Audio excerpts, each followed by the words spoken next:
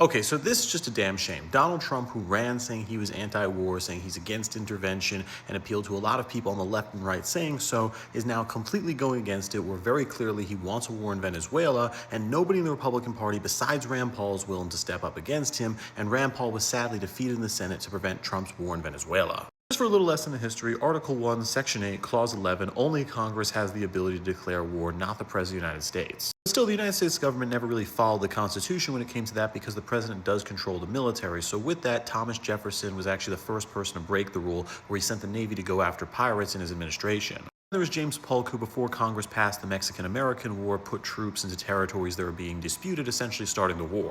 There was Harry Truman, who during his administration started the Korean War without Congress's approval because he started placing troops in Korea to try and create a defense force because America had so many troops around the world post-World War II.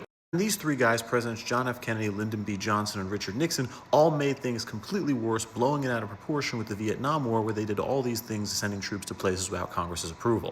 Congress tried to fix things in 1973 through the Powers of War Act, which was going to make it so presidents can only put troops in an area for 45 days, and that was supposed to make things better. Nixon was actually opposed to it. He vetoed it, and Congress overrode the veto, but the problem was it made things a lot worse. That bombed big time because every single president since the Powers of War Act now actually has more power to send troops to a place for at least 45 days, and it's what actually caused the Iraq and Afghanistan war, where the troops were put in there and it was too involved, so Congress had to approve to keep them there. This takes us to Donald Trump in Venezuela, and this is a very dangerous situation because Donald Trump wants to remove their president Maduro, who is an awful man, but he wants to remove him, making this claim that they're sending too many illegal immigrants and drugs into the United States. But the problem with that is, once they remove Maduro, who replaces him?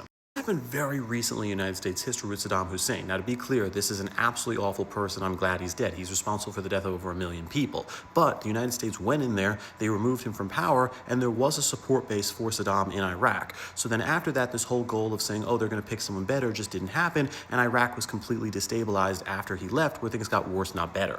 Trump gets his war with Venezuela, it is not going to be an easy thing. It's not going to be just removing Maduro. It's going to be another Iraq. It's going to be hundreds of billions, if not $1 trillion, parked there with troops being there for years, trying to deal with a situation where they're trying to create a new government that people just don't want. That brings us to Senator Rand Paul, who is definitely the most anti-war member of the U.S. Senate right now, or at least for the Republican Party, and he does have a very anti-war legacy in his family, where his father, Congressman Ron Paul, was one of the few Republicans that voted against the Iraq War in the 2000s. Rand Paul worked with Virginia Senator Tim Kaine and Adam Schiff, the senator of California, who are both Democrats, to try and pass a bill making it so that Trump couldn't use the Powers of War Act to send troops to Venezuela without Congress's approval, but sadly only one other Republican, Lisa Murkowski, voted with him, and it didn't pass the Senate 51-49. Republicans aren't anti-war. Rand Paul and Lisa Murkowski are the only balls, and with that, red, blue, and you, Charles Pearl, subscribe to learn something.